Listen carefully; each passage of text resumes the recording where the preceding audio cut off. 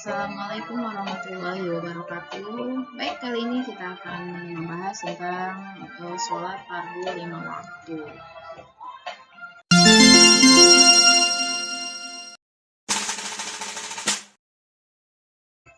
Ini pengertiannya adalah, menurut istilah, sholat fardu merupakan semua perkataan dan perbuatan tertentu yang dimulai dari takbir dan diakhiri dengan salam. Sebenarnya tujuan sholat itu apa? Untuk apa kita akan melaksanakan sholat?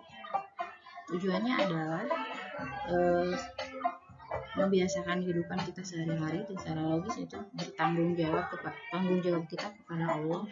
Bagaimana kita dengan yakin, dengan iman bahwa kita harus menghadap dan melaksanakan perintah Allah Subhanahu wa Ta'ala, yaitu dengan cara tanggung jawab kita sehari-hari yang dengan melaksanakan sholat, terutama yang jelas sholat fardu 5 waktu. Jelas hukumnya adalah fardu.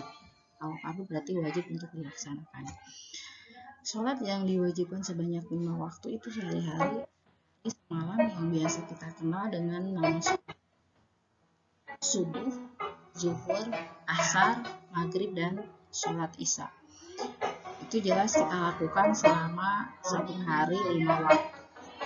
Yang pasti yang dimulai kita pasti dilaksanakan dengan melaksanakan sholat subuh, terus zuhur, asar, maghrib, dan sholat isya. Pengertian sholat secara etimologi, sholat berarti artinya adalah doa. Atau secara etimologi itu berarti secara bahasa itu berarti artinya doa, sesuai dengan Quran At-Taubah ayat 103. Dan sholat juga berarti istilahnya secara bahasanya, secara etimologinya itu berarti rahmat, sesuai dengan Quran surat Al-Ahzab ayat 43. Nah, baik, secara terminologi, sholat adalah suatu ibadah yang terdiri dari beberapa ucapan yang diawali dengan takbiratul ihram dan diakhiri dengan salam.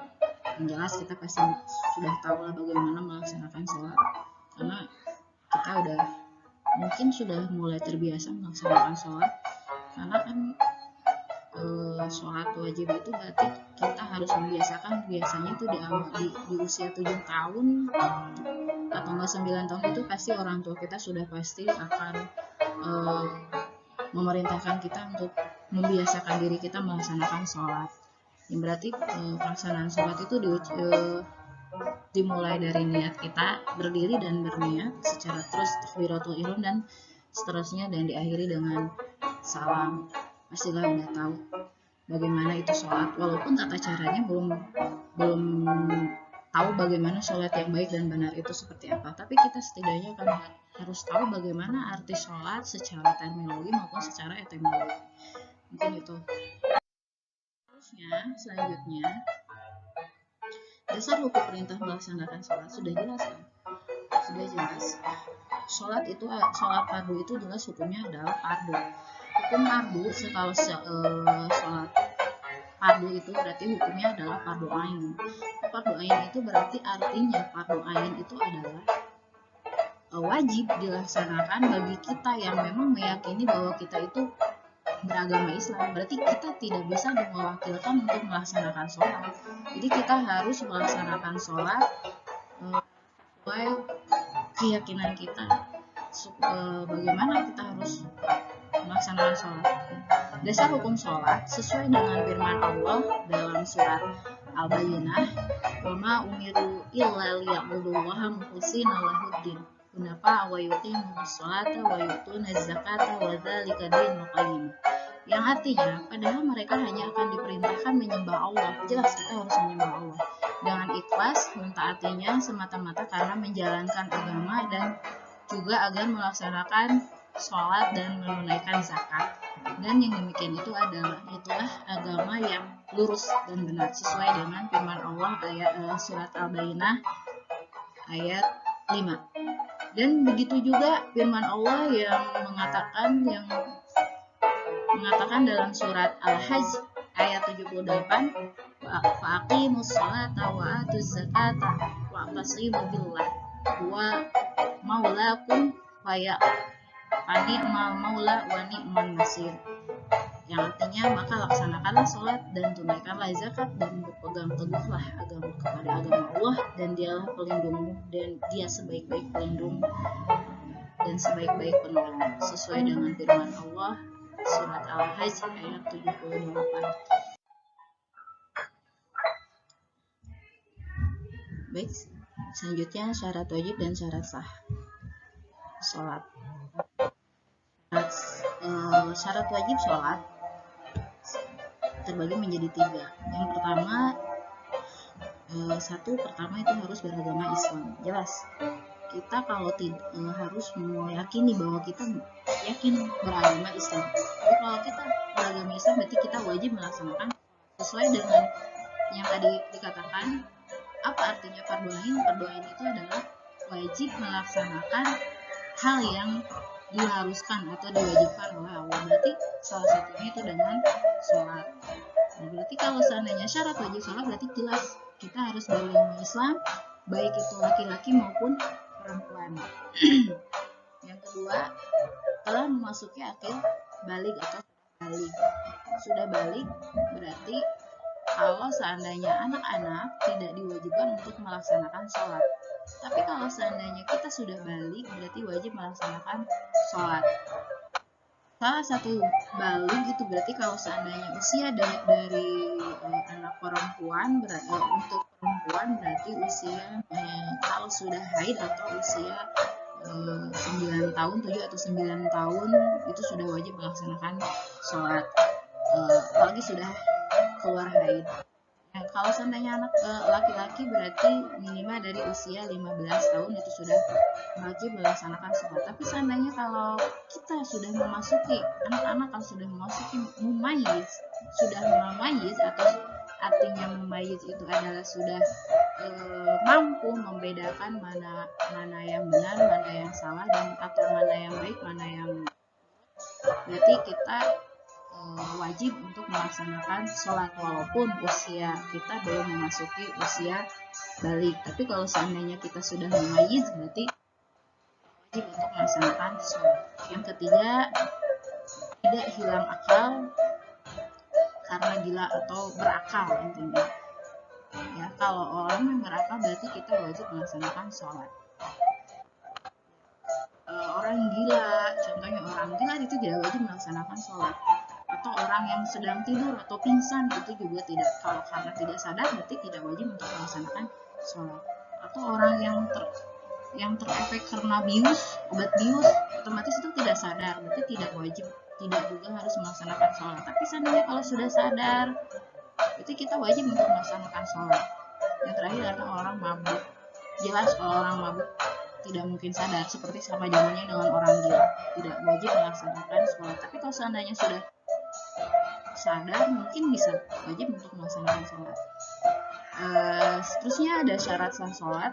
Syarat sah sholat itu yang pertama adalah beragama Islam. Sudah jelas tadi ya, karena beragama Islam itu bagian dari sholat wajib juga. Yang kedua ada mumayyiz. Tadi sudah dikatakan apa artinya mumayyiz. Berarti mumayyiz itu mampu membedakan atau sudah dapat membedakan antara yang baik, antara yang benar, atau antara yang sesuatu yang bersih dan yang kotor. Gitu. Jadi kalau sudah memasuki mumayyiz atau tamyiz berarti kita sah untuk melaksanakan sholat. Yang ketiga tidak hilang akal. Tidak hilang akal itu berarti kita sadar, ingat, berarti tidak termasuk bagian orang yang sakit atau orang yang maksudnya orang yang memang orang yang berakal.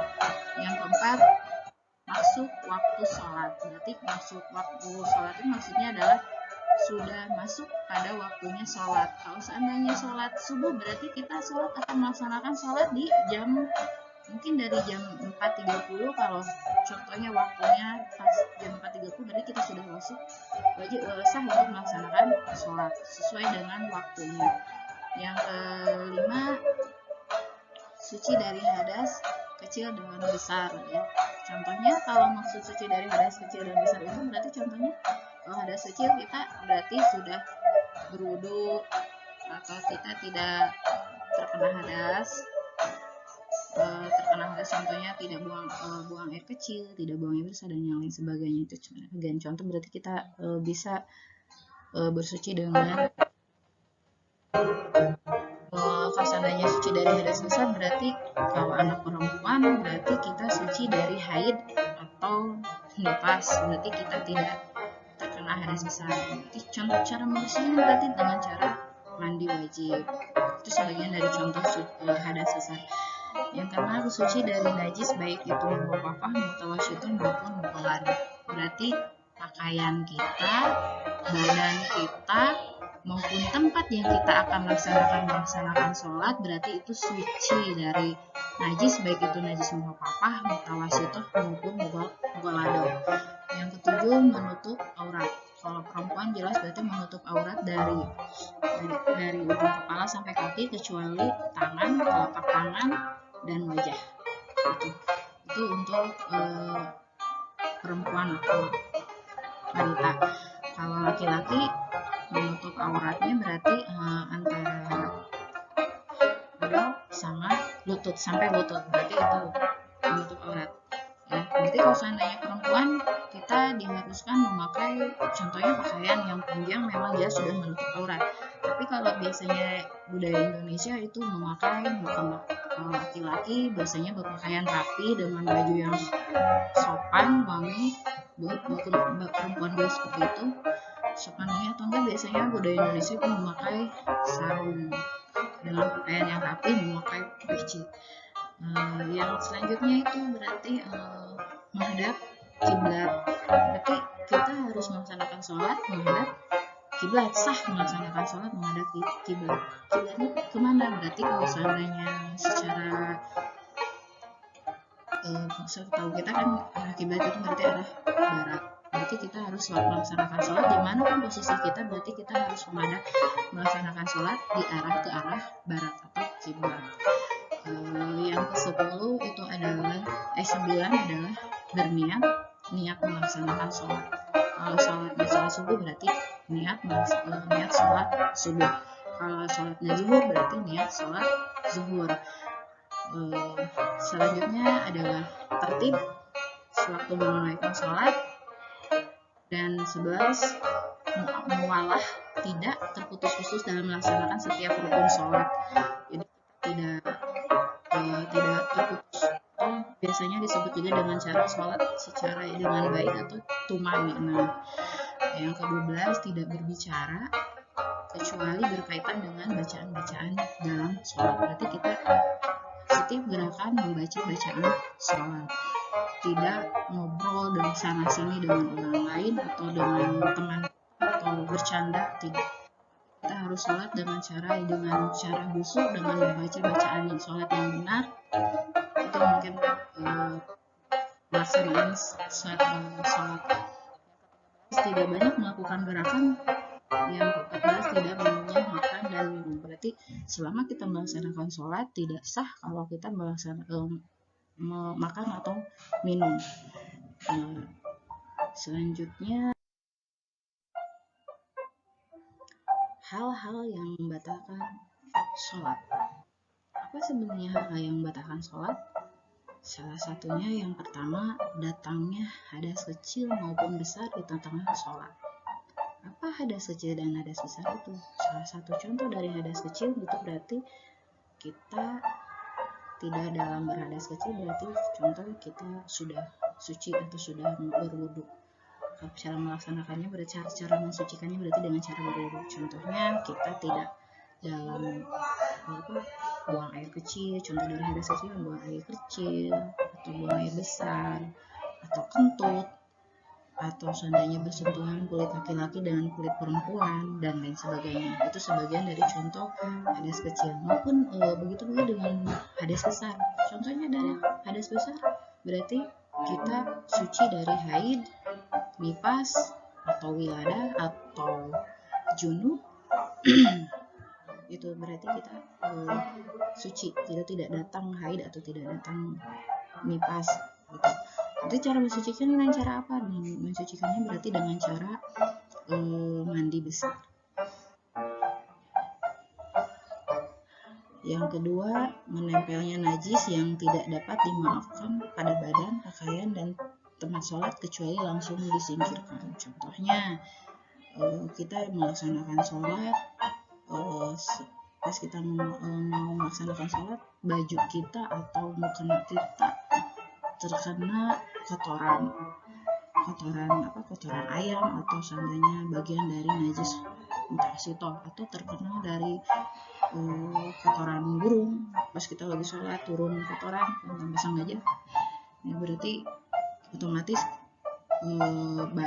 baju yang kita pakai atau mukena yang kita pakai tidak bersih atau tidak suci, berarti otomatis kita batal sholat, harus membatalkan sholat dan harus segera mensucikannya atau membersihkannya. Yang ketiga, mengeluarkan ucapan lebih dari 2 huruf dengan sengaja untuk berbicara atau 1 huruf namun sudah bisa dipahami. Contohnya, kita dalam sholat tahu-tahu kita duduk, jangan berdiri atau duduk, itu jelas sudah membatalkan sholat. Atau kita dalam melaksanakan sholat kita berbicara atau ngobrol dengan orang di samping kita, otomatis itu bisa membatalkan sholat. Yang keempat, tertawa lebar ketika dalam sholat. Jadi contohnya kita bercanda dengan teman-teman, dengan teman yang di samping kita bercanda sampai sini akhirnya tertawa, dan itu jelas sudah membatalkan sholat. Yang kelima, makan dan minum meskipun makan dan minum melaksanakan sholat atau sebelum melaksanakan sholat bisa mensucikannya dulu. Tidak boleh makan dan minum. Yang keenam,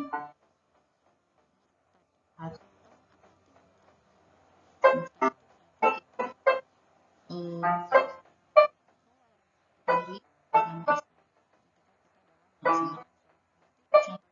sudah tidak adanya Allah, sudah beriman kepada dari pesan tentang materi sholat. Yang ketujuh, ketika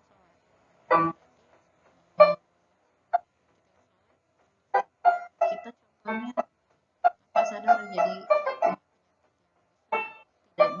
kita tidak berakal atau tidak sehat, itu otomatis sudah bisa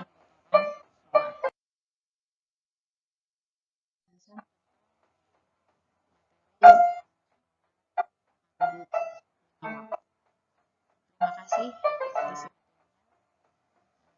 Dan ini dapat diserap ilmunya.